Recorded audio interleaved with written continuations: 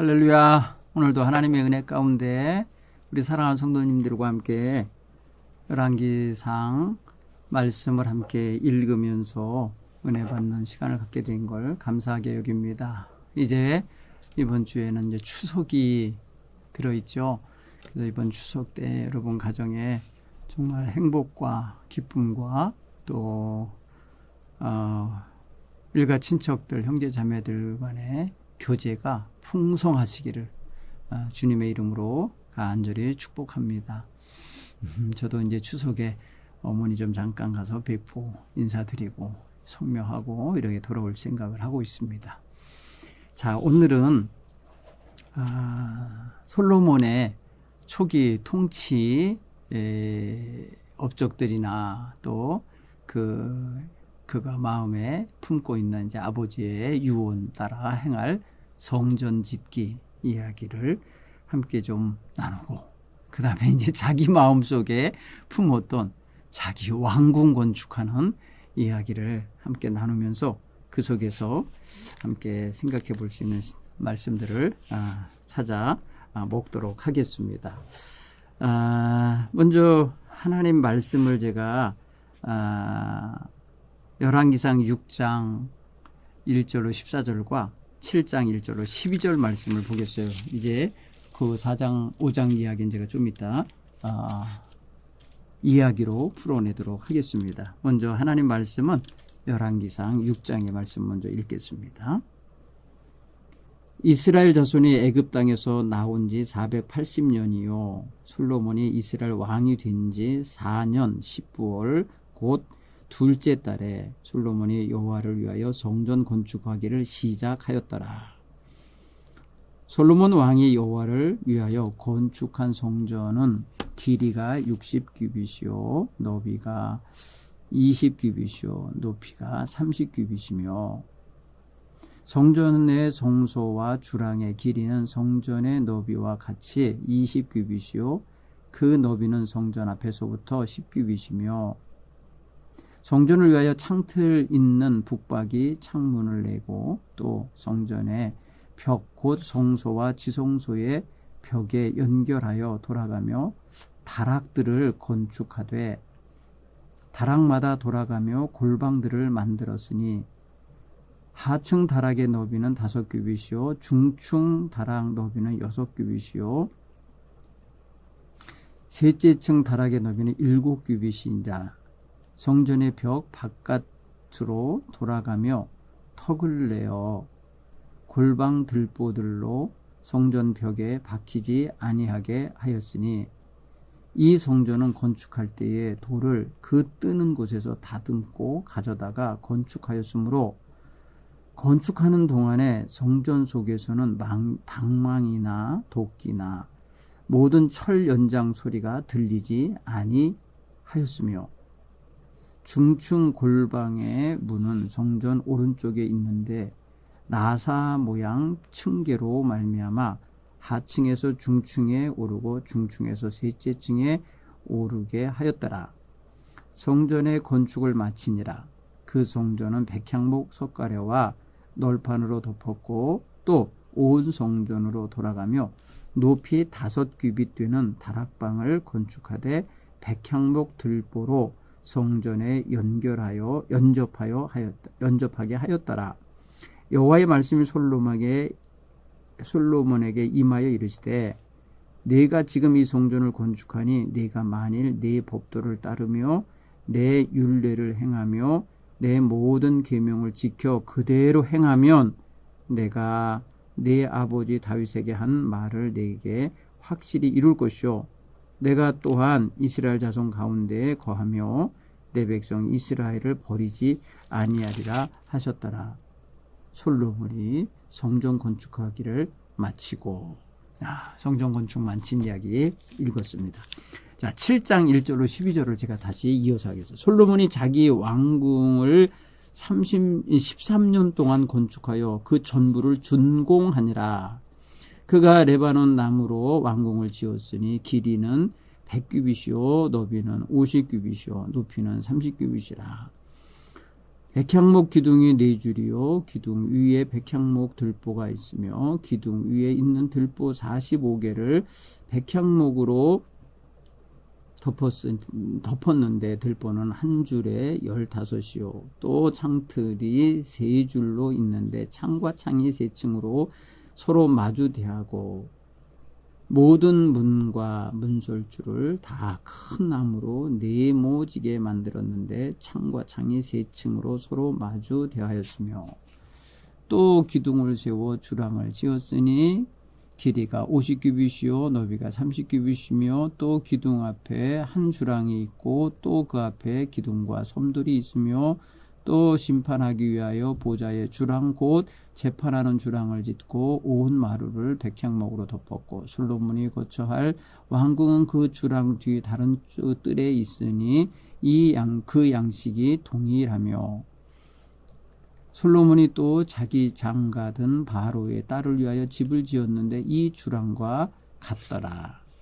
이 집들은 안팎을 모두 귀하고 다듬은 돌로 지었으니 크기대로 톱으로 켠 것이라. 그 초석에서 처마까지와 외면에서 큰 뜰에 이르기까지 다 그러하니 그 초석은 귀하고 큰 돌 곧 10규빗 되는 돌과 8규빗 되는 돌이라. 그 위에는 크기대로 다듬은 귀한 돌도 있고 백향목도 있으며 또 큰 뜰 주위에는 다듬은 돌 3켜와 백향목 두꺼운 판자 1켜를 놓았으니 마치 여호와의 성전 안뜰과 주랑에 놓은 것 같더라. 아멘. 자, 오늘 읽은 본문의 말씀은 건축에 관계된 이야기들이기 때문에 여러분 마음에 와서 담길 것들은 별로 없을 것 같은 숫자들과 뭐 이런 것들이고 건축 용어들이 들어있어서 별로 마음에 이렇게 쏙 들어오는 그런 은혜로운 규절은 없는 것 같아요.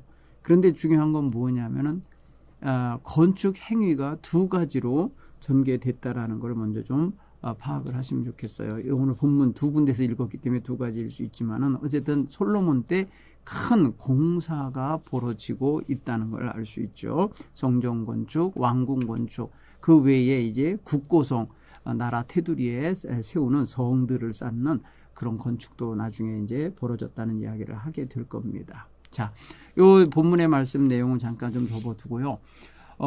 솔로몬이 왕으로 등극하여서 그가 이제 나라를 이렇게 이제 세워가지 않습니까? 세워갈 때에 가장 중요한 게 인사가 만사라고 인사 배치, 그러니까 뭐랄까요, 보직 배치들을 했단 말이죠. 사람들을 세우는 거, 관료들, 그 다음에 중요한 직책들, 우리 식으로 말하면 대통령이 내각을 구성하듯이 그런 사람들을 세웠던 것을 우리가 보면 되는데, 솔로몬은 일단은 가장 중요한 게 뭐냐면은 자기가 이제 자기를 보필할 신하들을 두는데 제일 먼저 세워야 될 게 누구냐? 제사장이에요.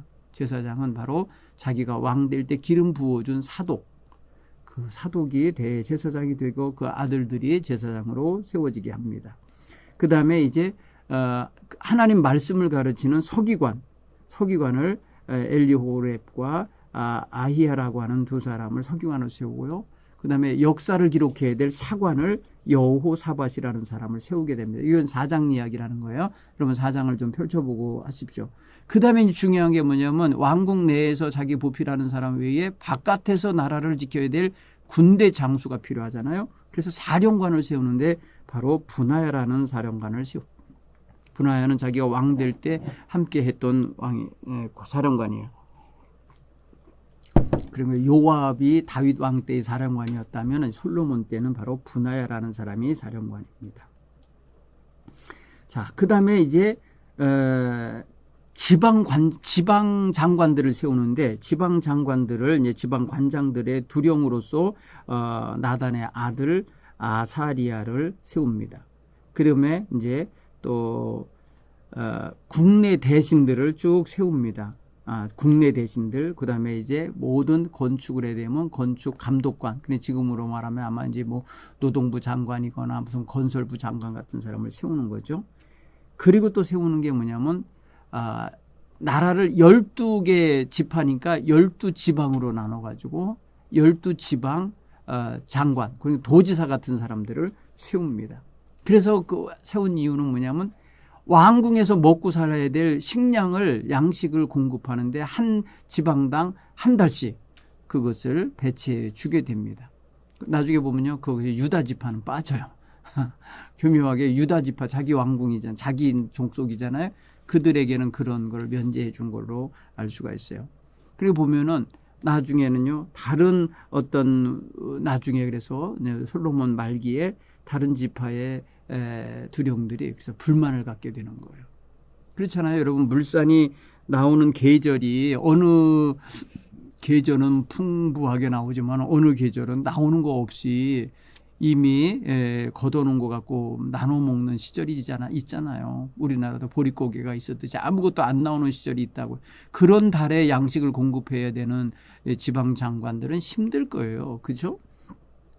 그러니까 이런저런 이유들이 많이 생길 수 있는 여지가 있었습니다. 자, 그런가 하면은 인구가 굉장히 많았어요. 당시에 솔로몬의 나라의 인구, 유다와 이스라엘, 북이스라엘 다른 지파들의 식구들이 바닷가 모래같이 많게 됐어요. 그 먹고 마시며 즐거워했다고 4장 20절에 말해요. 여러분, 이거에 뭐가 말해요? 태평성대 같은 느낌이 들지 않아요? 인구가 많은데 바닷가 모래같이 많은데 먹고 마시며 즐거워했다. 여러분, 이거 굉장히 금상첨화 아니에요? 굉장히 좋은 거 아니에요? 우리나라 인구가 지금 많이 줄어든다고 하지만은 먹고 살만하니까 조금 견디는 거예요. 그런데 인구가 더 많은데 더 먹고 살만하게 됐다 그러면 그 나라 강한 나라 되는 거예요. 요새는 이제 인구 숫자가 강한 국력이에요. 우리나라는 국력이 점점 약해지는 것은 인구가 줄기 때문에 이제 그런 거라고 얼른 봐도 과언이 아닐 건데, 경제적으로 아무리 많이 먹을 게 있어도 인구가 적으면 힘들어지는 거예요. 인도나 중국 같은 나라가 왜 심히 지금 막강한 힘을 발휘하게 되느냐? 인구가 많기 때문에 그래요. 앞으로 이슬람 세계 사람들은요, 일부 다처제에다가 많은 아이들을 산하 제한 없이 낳기 때문에 그들 숫자가 많이 늘어납니다. 그들 힘이 강해질 게 뻔해요. 이런 것들을 한번 볼 수 있어야 돼요. 그 다음에 아까도 지난주에도 제가 언급했지만요, 솔로몬이 다스리는 나라의 영역이 저 동쪽 유프라데스 강인데서도 서쪽 지중해까지, 블레셋 지경까지, 그리고 남쪽 저 애굽 지경까지, 또 북쪽으로는 저기 뭐랄까요, 단지역 그 위까지, 아람 땅까지, 그 경계까지 전부 다 솔로몬이 다스려서 그 나라 사람들이 조공을 바치고 살았기 때문에 먹고 살만했다, 이렇게 표현하려고 그러는 거예요. 실제로 여러분, 하루에 그 솔로몬이 하루 음식물이 얼마나 많은지 아세요? 아주 곱고 가는 밀가루가 30고루요, 굵은 밀가루가 60고루요. 이 고루라는 단어가 일단은 이제 그 분량을 나타내는 내용 단위이기 때문에 여러분 그건 좀 구체적으로 배울 때 얘기를 하고 많은 거예요. 근데 우리가 얼른 아는 걸로 이제 적용해 보면요. 이거 보세요. 살찐 소 10마리 매일 잡아야 돼요. 초장의 소가 20마리 잡혀야 돼요. 양이 100마리를 잡아 먹어야 돼요. 그런가 하면 그 외에 수사슴, 노루, 암사슴, 살찐 새들을 먹어요. 매일이요, 이게. 이 하루 식량이 왜 이렇게 많아요? 응? 하루 식량이. 그러니까 하루에 이 정도 들어가면 한 달 30일이잖아요. 30일 분량을 한 지방 장관이 책임져야 되잖아요. 이거 얼마나 힘들겠어요. 한번 환산만 해보세요. 고기만 해도 이런데 거기다 밀가루. 여러분, 농사나 잘 되는 땅이어야지 밀가루도 많은 거죠. 그럼 이게 다 어디서 오겠어요? 여러분, 다른 지역에서 조공을 받았다고 그랬잖아요. 그래서 그런 쪽으로 들어오는 것들을 아마도 이렇게 지방 장관들에게 분량을 주면은 그거 가지고 자기 백성도 먹지만은 이렇게 왕궁을 위해서 바쳐야만 하는 그런 모습이에요. 자, 그런가 하면은 솔로몬 당시에 평화가 있었다. 24절에 그렇게 있어요. 둘러있는 사방의 민족들과 평화로웠다. 아까도 말씀드렸죠. 제가 평화로운 건 뭐 때문에 그랬을까요? 다름이 아니라 혼인관계, 다른 나라들과 싸울 이유가 없어요. 천안매부지간의 나라, 장인과 사위 나라, 뭐 이런 식이 돼버리면요, 싸울 일이 없는 거예요. 그렇게 해서 평화가 왔다. 그런 거예요. 그래서 솔로몬이 사는 동안에 유다와 이스라엘은 단에서부터 부엘세바에 이르기까지 각기 포도나무 아래와 무화과 나무 아래서 평안히 살았더라. 와, 이게 행복하게 산 것 같이 보이잖아. 25절, 4장 25절에 보면. 여러분, 솔로몬 당시 그래서 칭송하는 거예요. 초기 솔로몬 시대를. 거기다 대고 말입니다. 솔로몬에게는 아주 군사용으로 쓰는 병마가 뭐예요? 병거를 끄는 말들, 아니면 기병들이 타고 다니는 말들이 있었는데요. 여러분, 외양간이 4만 개가 있었고요. 그 다음에 마병이 12,000명이 있었다고 그래요. 여러분, 외양간이 4만 개면은요, 외양간에 뭐 10마리씩만 들어있다 해도 40만 마리가 되겠죠. 엄청난 양의 말을. 이 말이 있으면 뭐 얘네들은 뭐 기계인가요? 먹어야 될 거 아니에요. 얘네들도 먹이려면 풀이 필요할 거 아니에요. 풀. 그죠? 여물이 필요할 거 아닙니까? 이 먹여 살리려면. 그 여물 다 어디서 구하겠어요? 이거 엄청난 거예요. 그 다음에 또 지방 장관들은 각기 자기가 맡은 달에 솔로몬 왕가의 상차림을 위해서 참여를 해야 되는데 모든 사람이 먹을 것이 부족하지 않도록 공급해야 돼요. 그리고 그 직무에 따라 말과 그 준마들에게 먹일 보리와 꼴 이것들을 공급해야 돼요. 참 별의별 게 많죠. 여러분, 그러니까 솔로몬 왕만 보면 안 돼요. 솔로몬 왕 뒤에서 그를 섬기기 위해서 노력해야 되고 수고할 백성들의 노고가 얼마나 컸을까를 얼른 우리는 성경을 보면서 이게 느껴져야 돼. 사회학적으로 느껴져야 돼. 우리가 이게 지금 우리의 삶에 있어서 야, 이렇게 하려면 백성들이 얼마나 힘들었을까? 이게 감이 와야 돼요. 물론 솔로몬 개인은 정말 지혜가 많고 막 이래갖고 별의별 일을 다 할 수 있는 능력이 있었다고 성경은 얘기를 해요. 그가 말해요. 잠언 3,000가지를 말했고요. 노래를 1,005편을 썼대. 작곡도 하는 거 이 사람. 그런가 하면 초목에 대해서 아는 바가 많았어요. 그죠? 그런가 하면은요, 이 사람 바다 물고기에 대해서, 새에 대해서, 짐승에 대해서, 이게 뭐예요? 생물학적인 것도 많이 알고 있었어요.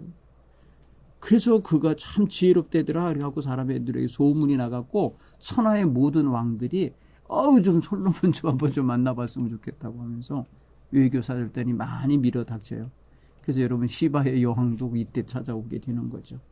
자, 그리고 나서 이제 솔로몬요, 이제 그의 아버지의 뒤를 이어서 기름 부어 왕이 된 후에 그는 외교로 아버지가 하라고 하는 일을 하기 위해서 저 두로 왕 히람에게 외교사절단을 보내서 말합니다. 당신과 우리 아버지 사이에 서로 사랑하며 섬겨주고 끌어주던 관계인데 내가 이제 아버지 대신 왕 됐습니다. 나와도 그런 관계 가지십시다. 이렇게 해놓고 뭐냐면 내가 이제 여호와께서 사방에 태평함을 주셨기 때문에 이제 우리 아버지가 이루지 못한 성전을 건축하게 하려고 하니까 당신은 당신의 나라 백성에게 명령해서 당신의 나라 레바논 그 백향목들을 좀 배워올 수 있게 허락하십시오. 해갖고 외교적으로 그 두로왕 히람에게 레바논 백향목을 성전 건축, 왕궁 건축에 필요한 건축 자재를 수입해 오는 거죠. 가져오게 하는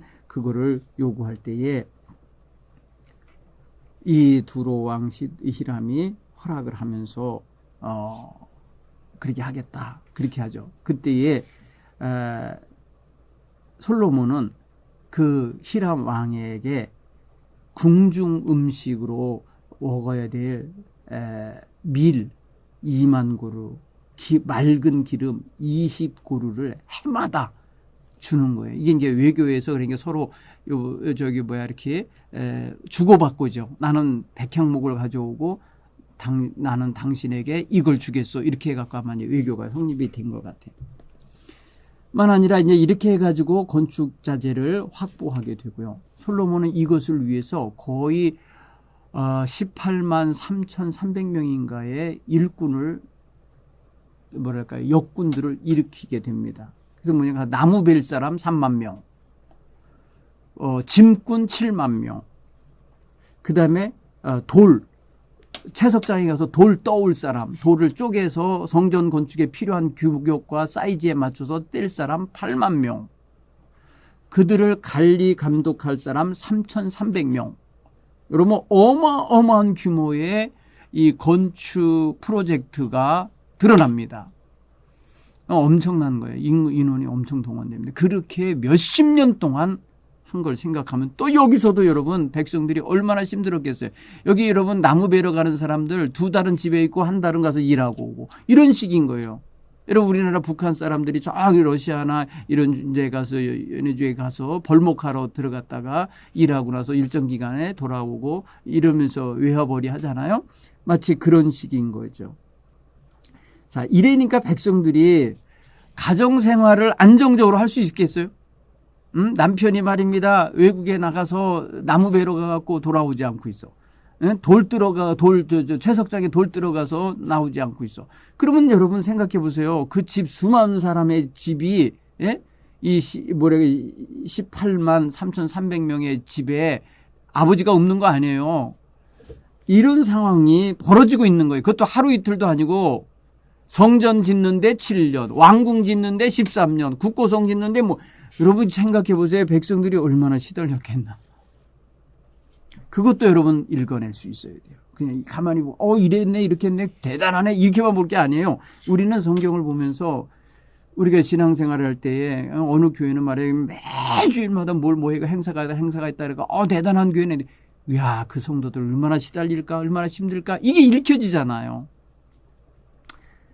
여러분 오늘 우리는 그런 면에 있어서 조금 성경을 이렇게 심도 있게 읽을 수 있는 이런 커다란 숲을 보면서 야, 저 숲이 저렇게 가꿔지기까지 얼마나 많은 사람이 고생했을까 이게 보여지는 눈길이 있어야 돼요. 자, 6장에 아까 읽은 것처럼 성전 건축을 하는데 여러분 역대상 28장에 보면은 성전 건축을 위한 준비를 만반의 준비를 누가 했냐? 다윗이 하잖아요. 다윗이. 솔로몬이 건축 헌금해서 뭐 했다 이런 이야기 여러분 들어본 적 없죠?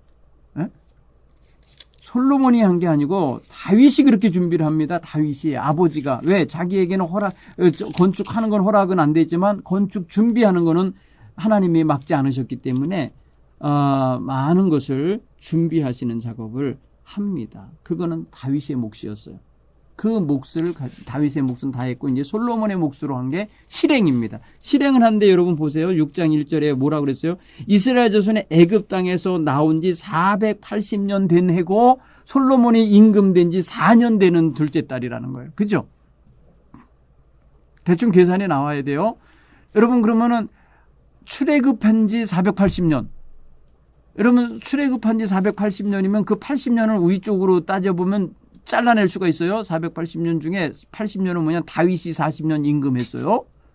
그죠? 그 다음에 사울이 30년 내지 40년 일했다고 그래요. 그럼 빼내면 뭐예요? 400년이죠. 그러면 400년 동안 뭐예요?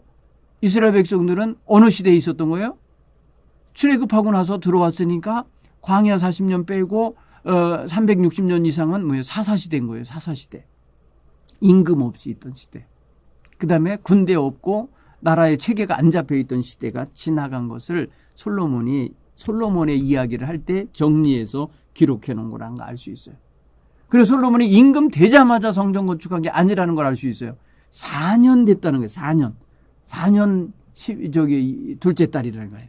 그렇게 생각해 보면 솔로몬이 초기에 임금돼서 나라 정비하고 숙청할 거 하고 자기 권력 장악하는 일부터 먼저 한 거죠. 그리고 이제 아버지가 못하고 가신 일을 하는 거죠. 자, 그 다음에 여러분 우리가 성전에 대한 규모며 이런 이야기 쭉 나와서 성전의 길이가 60규빗이요. 60규빗은요. 여러분 한 규빗이 한 45에서 50cm인데 넉넉하게 50cm라고 잡고선 한다 그러면 뭐예요? 5, 6, 30m. 길이 30m. 그죠? 그 다음에 너비가 20규빗이요. 그러면은 2, 50. 그러면 얼마예요? 10m. 그 다음에 높이가 30규빗이요. 3, 5, 15. 15m. 그렇게 되는 거죠. 이런 규모로 3층 높이로 성전을 지었다는 거고요. 성전을 보니까 지성소와 성소 사이에 벽을 만들었고 지성소 쪽에서 3층으로 다락방을 만들었다고 그러는데 여러분 다락방 규모를 보면은요 6절에 보면은 하층 넓이가 5규빗이에요. 5규빗 5, 25 2.5m짜리 방을 만든 거예요. 근데 그 위에 6규빗짜리 중층이 있어요. 그러면 뭐예요? 위층이 더 넓어요. 그럼 어떻게 되겠어? 바깥으로 튀어나오죠? 튀어나간 거예요. 50cm가 더 튀어나간 거고 한 규빗이. 그 다음에 3층 보니까 7규빗이에요. 그러면 이건 뭐예요? 1층보다 2규빗이 더 넓어져요. 2, 5, 10, 1m가 더 바깥으로 튀어나가 있는 거예요. 그렇게 보면은 성전 모양이 이 다락방이라고 그랬으니까 다락방은 이 건물 안쪽이니까 이렇게 안쪽으로 튀어나온 식이 됐을 것 같아요. 이런 식으로 지었다는 거고, 그 다음에 하층과 중층과 3층 사이에 이 뭐랄까 이게 나사형의 뭐라고 했어요? 계단이 있어갖고 오르내리게 했다는 거죠. 나사 모양 8층에 보면 나사 모양의 층계로 말미암아 하층에서 중층, 중층에서 3층으로 오르내렸다. 이렇게 했어요. 그 다음에 그 바닥과 이런 데 석가래는 다 백향목으로 했다라고 했고요. 그것을 행할 때에 성전에서는 망치 소리나 돌 다듬는 소리, 도끼 소리 전혀 나지 않았다. 이건 뭐예요? 조립했다는 거예요, 결국은. 예? 조립할 수 있도록 정확한 설계도를 가지고 채석장에서 벌목장에서 이미 그렇게 짰다는 걸 알 수 있어요. 그렇죠? 야, 이게 진짜 굉장히 현대식 아닙니까? 현대에도 이렇게 하기는 어려워요. 현장에서 막 그냥 막 그라인더로 잘라내고 뭐 이러면서 타일도 붙이고 돌도 붙이는데, 솔로몬 당시에 성전 건축을 망치 소리나 연장 소리 없이 했다는 거예요. 이게 놀라워요. 이건 뭘 의미하는 거겠어요? 설계도를 정확하게 그렸다는 소리도 되고, 그거에 맞춰서 인테리어까지 깔끔하게 해낼 수 있었다는 기술이 있었다는 것이요, 그런 지혜가 있었다는 걸 의미한다고 그대로 그냥 액면 그대로 받아들여 보세요. 놀라운 건축 기술이라는 걸 알 수 있어요. 그죠? 오늘날 우리가 그렇게 할 수 있으면 넘치죠. 여러분, 근데 보니까 오늘 성전 규모 이렇게 쫙쫙한 거 솔로몬이 했다고 하지만은 역대상 28장에 가서 보시면요, 네? 역대상 28장에 가면은 그 설계도를 다윗이 만들었다는 걸 알 수 있어요. 11절 12절에 역대상 28장 11절 12절에 가서 읽어볼게요. 다윗이 성전의 목도와 그 집들과 그 곡간과 다락과 골방과 속죄소의 설계도를 그의 아들 솔로몬에게 주고, 뭐라고요? 설계도를 누구한테 줘요? 솔로몬에게 줬대잖아요. 누가 그린 거예요? 다윗이 그린 거예요. 그가 영감으로 받은 모든 것, 곧 여호와의 성전의 뜰과 사면의 모든 방과 여호와의 성전 곡간과 성물 곡간 설계도를 주고, 설계도 누가 그려서 주는 거예요? 다윗이 줍니다. 그리고 성전에 쓰는 모든 기물들 있잖아요. 성물들, 그 규모와 모양과 종류와 그 무게와 그 재질과 이런 거 다 누가 그리냐? 바로 다윗이에요. 여러분 19절에 보면 28장 역대상 28장 19절에 보면 다윗이 여호와의 손이 내게 임하여 이 모든 일의 설계를 그려 나에게 알려주셨느니라. 어디서 나온 거예요? 결국은 또 하나님께로부터. 여러분, 하나님의 성전의 설계도가 하나님께로부터 다윗에게 영감을 주셔서 다윗이 그것을 받아서 그렸고, 그린 그 설계도를 솔로몬에게 주었고, 솔로몬은 그걸 가지고 건축을 시행한 거예요. 여러분, 성경을 이렇게 종합적으로 읽으셔야 돼요. 그렇게 보면은 하나님께서 이 성전 건축에 허락도 하신 거고 개입하셔서 이렇게 설계도를 그리게 해 놓으셨고 그런 영감을 주셨다라고 표현했어요. 여러분, 이 역대상 28장의 11절로 19절을 읽으면 하나님의 영감으로 설계도를 그렸고 영감으로 모든 것에 대한 양식을 우리가 제도 내지는 설계를 했다라는 것을 알게 됩니다. 자, 그걸 이제 넘겨가고요. 이제 교제를 통해서 여러분 우리에게 적용해 보는 시간을 갖도록 하겠습니다. 솔로몬이 하나님께 구한 것은 지혜였죠. 그죠? 그 총명한 마음이었고 그것은 사람들의 분쟁, 송사를 해결해 주는 데도 지혜가 쓰이지만 지혜라는 것은 어느 한편으로만 쓰이는 게 아니잖아요. 지혜는 모든 면에 다 쓰이는 거예요. 그래서 지식을 구하는 것보다 지혜를 구하는 게 더 우선이 되어야 할 거예요. 그래서 우리가 지식적인 거는 우리 교과서나 정보를 통해서 더 좀 습득해 갈 수 있지만 지혜는 하나님께로부터 와야 돼요. 하나님께서 주시는 거예요. 그래서 지혜의 근본이라. 그래서 여호와를 경외하는 것이 지혜의 근본이니라. 그리고 우리 자녀들에게 하나님께로부터 오는 지혜가 임하도록 늘 기도하고 축복해 주시는 그런 어머니의 아버지가 되셨으면 좋겠습니다. 자, 지혜로우면 여러분 지식 습득하는 방법도 알아요. 지혜로우면요. 학원이나 뭐 선생님들에게 의존하지 않고 자기 스스로 자기 주도형 학습을 해낼 줄 알아요. 지혜로우면.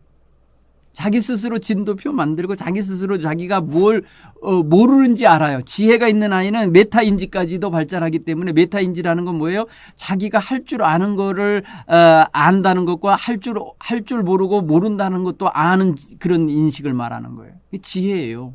한마디로 말하면 저는 지혜라고 말씀드리고 싶어요. 자기가 뭘 모르는지를 알아야 그 모르는 걸 배워갈 거 아닙니까? 공부 못하는 이유는요. 자기가 뭘 모르는지를 모르기 때문에 그래요. 공부를 잘하는 아이들을 보면은 자기가 뭘 모르는지를 알기 때문에 그 모르는 걸 향하여 하나하나 터득해 가기 때문에 시험을 보아도 공부 잘하는 아이 티가 나는 거예요. 저는 그렇게 생각이 되시더라고요. 요새 여러 가지 사회과학적이고 아니면 교육적으로 표현하는 것들, 심리적으로 표현하는 것들 이런 거 읽어보면은 느낌이 와요.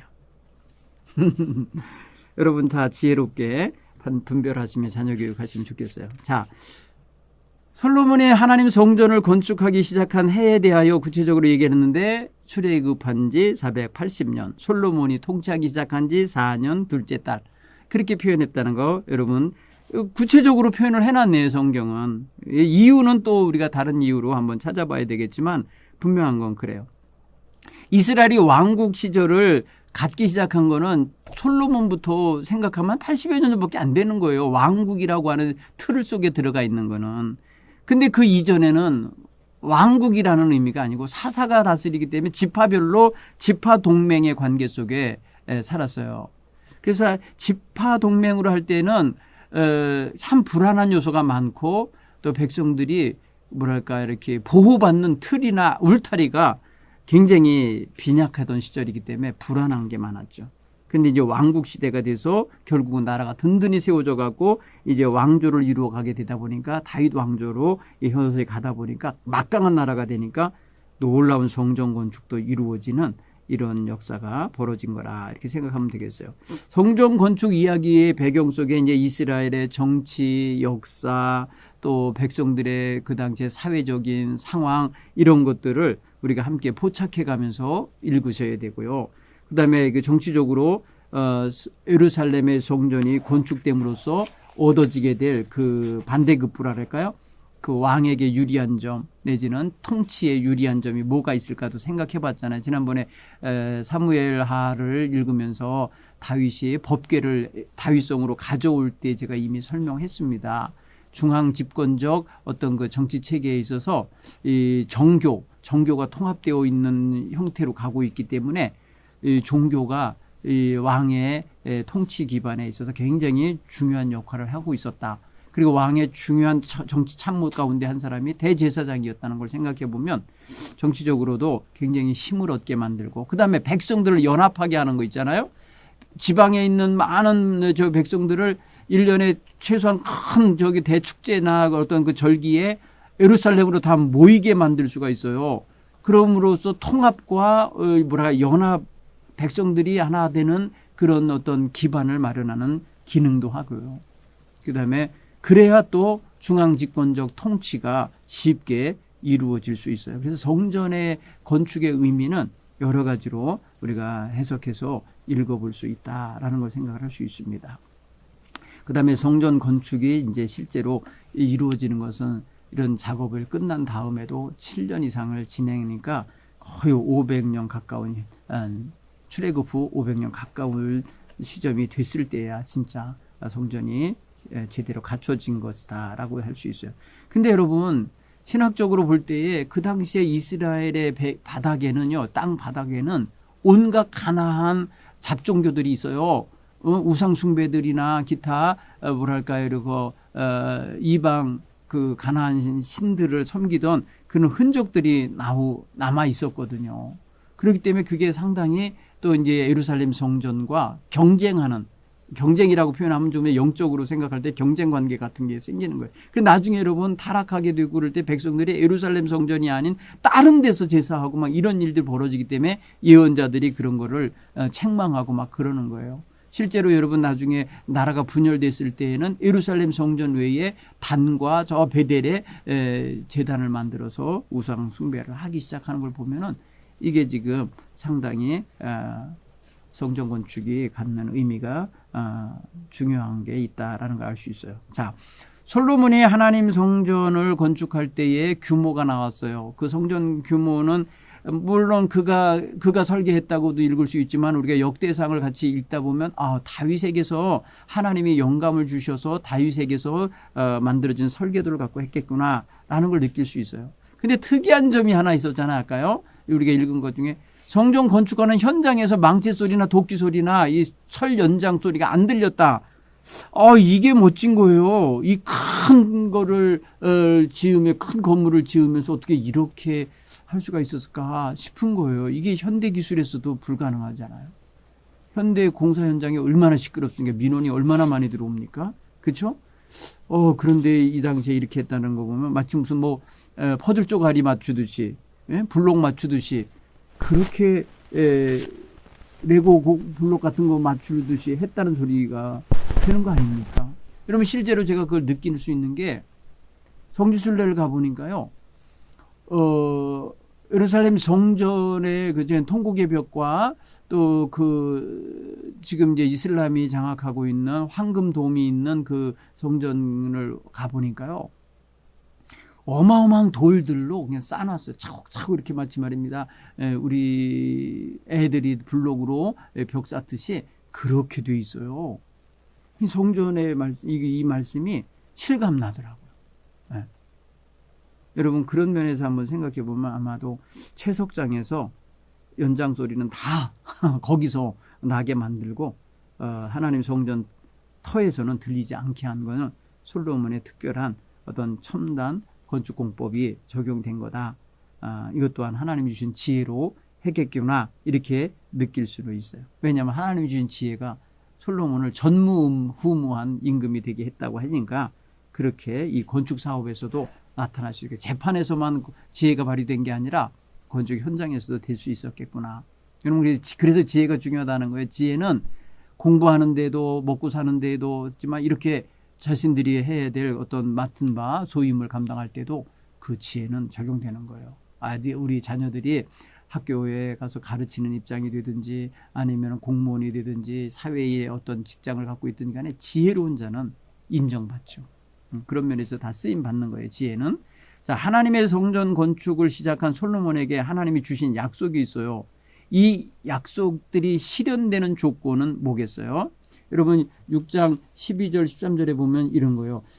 하나님이 말씀하신 거예요. 여기 지금 이제 기브온 산당에서 하나님이 한번 나타나셔서 네 소원이 뭐냐라고 물으신 적이 한 번 있었죠. 두 번째 두 번째 임하시는 게 있는데 바로 건축이 진행되는 과정 속이에요. 이게 6장 11절에 여호와의 말씀이 솔로몬에게 임하니라. 이 말씀이 임했다는 건 나단 선지자를 통해서 올 수도 있고 어쨌든 하나님이 지금 솔로몬에게 개입하신 거예요. 뭐라 그래요? 내가 지금 이 성전을 건축하니 내가 만일 내 법도를 따르며 내 율례를 행하여 내 모든 계명을 지켜 그대로 행하면 내가 네 아버지 다윗에게 말한 거 네게 확실히 이루어지게 할 거다. 굉장히 멋진 말이에요. 조건이 있죠, 그죠?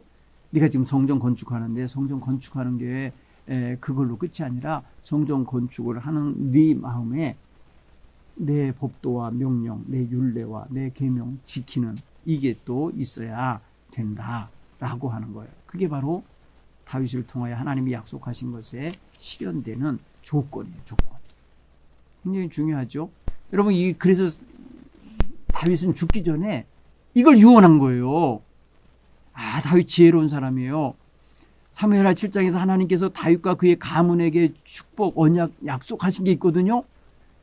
그 약속을 기억하고 있는 거예요, 다윗은요. 그래서 죽을 때에 그것을 그 축복의 열쇠를 이 솔로몬에게 전달한 거예요. 여러분 이거 굉장히 중요한 거예요. 우리 성도들은요. 하나님의 말씀대로 사는 게 축복의 문을 여는 열쇠라는 걸 아셔야 돼요. 다윗이 그렇게 솔로몬에게 유언했어요. 그 유언한 바를 하나님이 다시 확인하신 거예요. 이거 굉장한 은총을 베푸시는 거예요. 지금 하나님은 솔로몬에게 친히 임하셔서 네가 성전 하는데 네가 만일 내 법도를 따르고 내 율례를 행하면 내가 계명을 지켜 그대로 행하면 내가 네 아버지 다윗에게 한 말 약속이에요. 사무엘하 7장의 약속에 이거 확실히 이룰 것이다. 여러분 굉장히 멋진 거예요. 하나님과의 관계예요. 한마디로 말하면. 여러분 우리 자녀들에게 돈 잘 벌게 하는 그런 어떤 요구를 하시기 전에 하나님과의 관계를 하나님의 말씀을 따라 지켜 사는 것이 네 삶의 가장 중요한 핵심 코드다. 이거를 깨우쳐 주셔야 할지 믿습니다. 자, 솔로몬이 7년 동안 성전 건축을 완성했다고 6장 37절에 보면은 그렇게 돼요. 넷째 해 15월 성전 건축에 기초를 쌓았고 11째 해 불월 곧 8번째 달에 설계와 식양대로 성전 건축이 다 끝났으니 솔로몬이 7년 동안 성전 건축하였더라. 이렇게 해서 열왕기상 6장 37절 38절을 통해서 성전 건축이 시작된 거 마친 기간이 7년임을 분명히 말해줘요. 여러분 이때쯤 되면 이제 솔로몬이 왕된 지 이제 11년째 되는 해기 때문에 나름대로 여러분 나름대로 7년 6개월 동안 성전 건축한 이 모든 내용들을 보면서 나라 정치도 그때 좀 많이 배웠을 거고 그랬을 거예요. 근데 이제 그 다음에 이 사람이 말이에요. 자기 속내를 드러내면서 행동한 게 하나가 있는데 왕궁 건축이에요. 왕궁 건축은 거의 2배의 시간을 들여서 더 큰 규모로 더 정성 들여서 만드는 느낌이 드는 거예요. 그렇죠? 여러분 7장 1절에 그래요. 솔로몬이 자기의 왕궁을 13년 동안 건축하였다라고 했어요.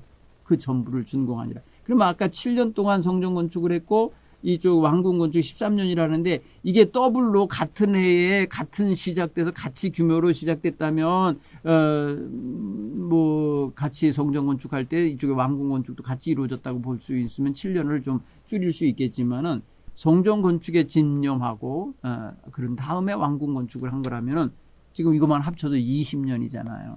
그렇죠? 20년이라는 큰 세월 동안 했구나라는 걸 볼 수가 있어요. 자, 여러분 자기 마음속에 하나님의 성전 건축을 한 것도 이제 하면서 성전 건축이 멋져지고 좋은 건물이 지어지는데 자기 집이 초라해. 그 옆에 있는 자기 집이 초라하니까 자기 집도 멋지게 지으려고 하는데 보니까 자기 왕궁에는 왕의 집무실도 있고 왕의 집도 있고 재판하는 회랑도 있고 왕비 그 애굽에서 데려온 여인을 위한 집도 짓고 막 그래요 보면은. 그러니까 이 규모가 더 부속 건물도 많고 그러니까 더 오래 걸렸을 거라는 생각이 듭니다. 그다음에 여러 주랑들을 만들고 이게 주랑들이라는 게 기둥들 세워서 쫙 비닐하우스 같이 이렇게 위에 지붕 이렇게 하고요. 그 기둥들 밑으로 회랑들 쭉 연결되는 거 있잖아요. 복도 형식으로 연결되는 그런 건물들이 쫙 옆으로 왕궁 근처에 있어요. 그러니까 보면은 대단한 규모로 만들어지고 있다라는 걸 알 수 있는데 물론 성전보다는 커요. 보니까 길이가 50규빗이에요. 50규빗. 물론 100규빗이에요. 100규빗. 7장 2절에 보니까 그가 레바논 나무로 왕궁을 지었으니 길이가 100규빗이요. 길이가. 여러분 성전이 몇 규빗이었어요? 60규빗이었죠. 그러니까 더 크죠. 그 다음에 뭐예요? 너비가 50규빗이잖아요. 50규빗. 너비는요 성전은 20규빗이었어요. 높이는 30규빗이라 이건 같아요. 그러니까 3층짜리로 이렇게 쭉 지은 것 같아요. 이것도 보니까. 여러분 생각해 보세요. 옛날 그 시대에 3층짜리 3층짜리 집을 짓는다는 거 보통 기술 아닐 겁니다. 여러분 우리나라 옛날 우리 조선시대 건물들 보십시오. 경회루나 이런 거 기둥 쭉 세워서 이렇게 마루 같은 거 하나 하고 그다음에 또 다시 기둥으로 저기 추녀까지 올라가는 관 보면 2층 구조죠. 근데 왕궁에 우리나라도 한 3층 구조 되는 데는 별로 없어요. 나무로 주로 우리는 지으니까. 여기는 근데 돌로 지었기 때문에 아마 3층이 더 가능하지 않았을까. 물론 더 오래된 시대죠. 엄청 오래된 시대죠. 그죠? 우리나라는 그 시대에요. 이 솔로몬이 성전 건축하고 할 때는 이게 기원전 시대거든. 기원전 920년경이니까 지금으로 따지면 거의 3,000년 전이잖아요. 3,000년 전. 3,000년 전에 이런 건축 기술을 가지고 있었다는 건 대단한 거죠. 여러분 우리나라 3,000년 전에 운막에 살았어요. 운막 토굴 같은데. 우리나라 사람들은 기껏해야 원두막 같은 거 그런 거 짓고 살았을 거예요. 그런 생각해보면 어마어마한 거예요.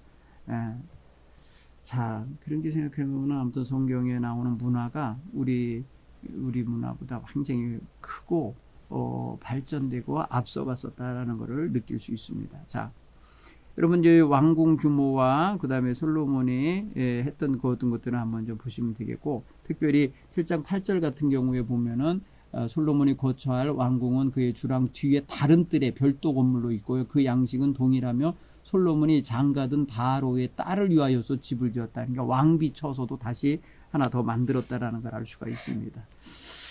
자, 이걸 한번 좀 여러분 적용해 보세요. 솔로몬은 하나님이 주신 지혜로 성전을 완벽하게 건축했습니다.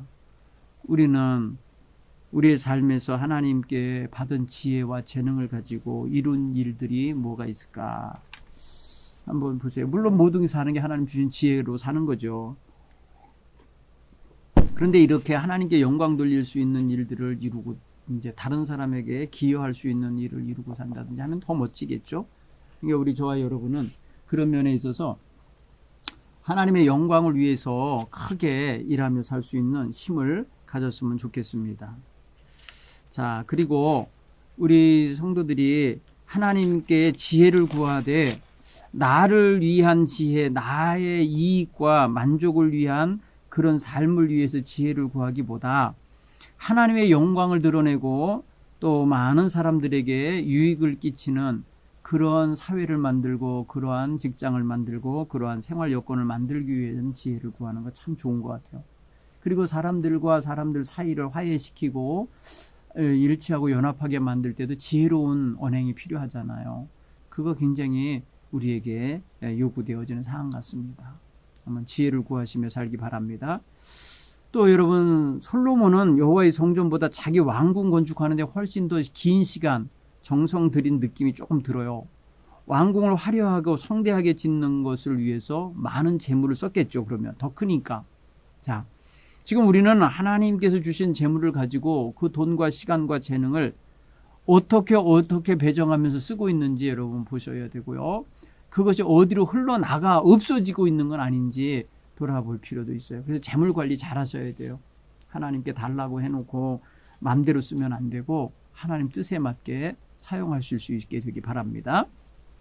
자, 그리고 하나님은 성전 건축을 시작한 솔로몬에게 다시 한번 어떤 그런 축복의 조건이 되는 그런 말씀을 주고 계시잖아요. 6장 11절에서 아까 읽었듯이 네가 내 법도와 율례를 따르고 계명을 지키면 내가 네 아버지 다윗에게 약속한 것 그대로 이룰 거다. 이렇게 말씀하시는 거 보면은 하나님은 언약을 지키기를 원하시는구나. 하나님도 언약을 하신 거고 그 언약을 받은 다윗도 하나님 앞에 예 알겠습니다. 그렇게 살겠습니다. 이렇게 하면서 내가 주의 종의 집에 복이 임하기 원합니다 하면서 기도하거든요. 그걸 생각해 보면은 다짐을 한 거예요.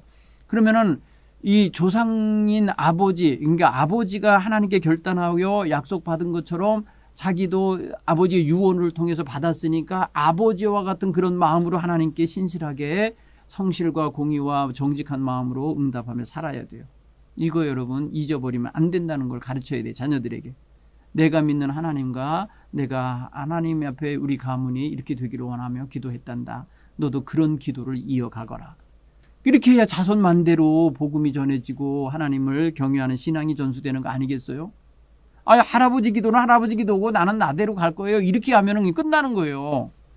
그러니까 여러분 우리는 우리 자녀들에게 하나님을 경외하는 법, 하나님과의 언약을 맺은 자다운 삶을 사는 믿음의 가정의 전통을 이어갈 수 있도록 유언할 수 있어야 되고 꼭 너희는 믿음을 지켜가는 가문을 만들어내기 바랍니다. 내가 하나님과 그걸 약속했단다. 이거를 전할 수 있기 바랍니다. 성전 건축하는 거 이면에 흘러가야 될 신앙 자세가 바로 이거였던 거예요. 자, 오늘 우리가 공로도 세우고 큰 일도 해야 되고 많은 거 업적도 남겨야 되겠지만은 하나님과의 관계를 제대로 지켜가야 된다. 하나님의 말씀대로 제대로 순종하며 실천하며 살아야 된다. 이거를 먼저 좀 잘 좀 깨닫고 살아갔으면 좋겠어요. 자, 이번 한 주간 그렇게 사시고 추석 명절도 그렇게 보내시고 또 우리 믿음의 가정답게 그렇게 모범을 보이시는 한 주간이 되기를 간절히 축원합니다. 다음 주에 뵙겠습니다. 감사합니다.